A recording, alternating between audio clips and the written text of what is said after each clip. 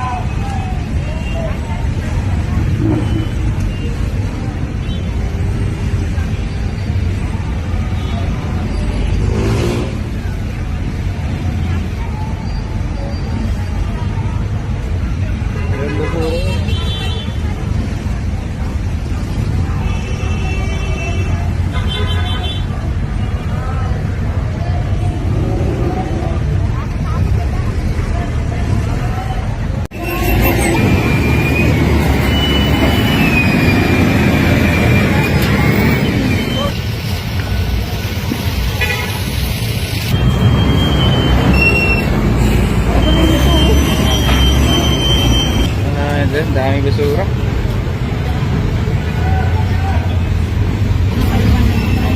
Ay, sitwasyon sa Divisoria. Alright. Ayan, dami ah. Ito yung pinaka-ayaw ni Yarmis ko.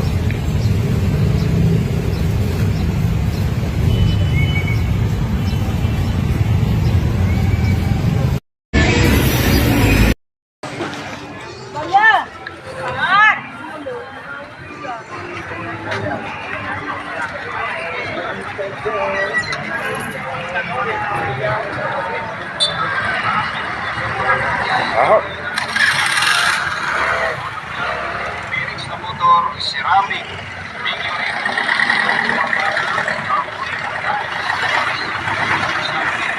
ito lang po ang tanging mantikit sa basag na pustiso at pwede rin ito ma-vulcanize.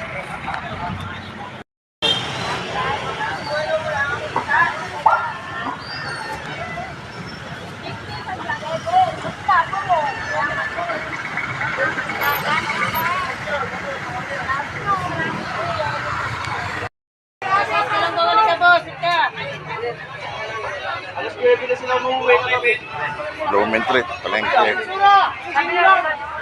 Ba? Baka sa baba lang.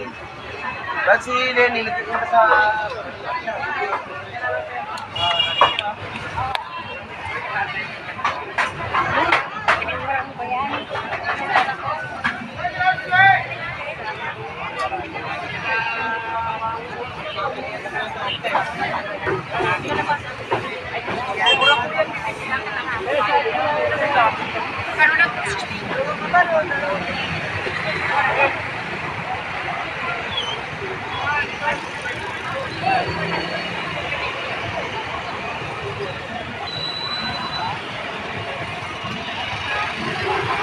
Buhay ko kasi ikaw plus o equals o pera.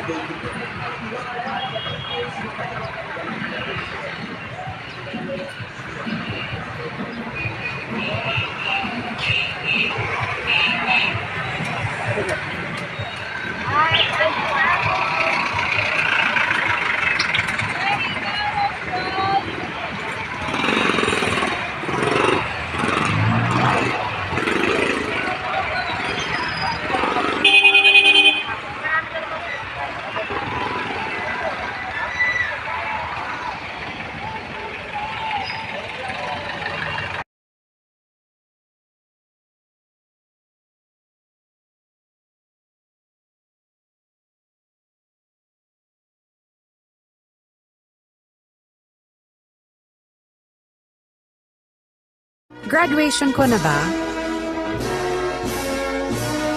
Ang saya naman nila. Pati ako nadamay sa'yo.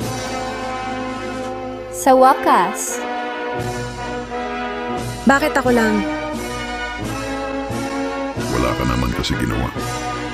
Ayun! Ma'am, andito po ako kasama mo, Arf, Arf. Happy graduation! Ayan kasi ngayon lang tayo kumilos. Opo! Arf, Arf! Graduation ko na ba? Ang saya naman nila. Pati ako nadamay sa'yo. Sa wakas, Bakit ako lang?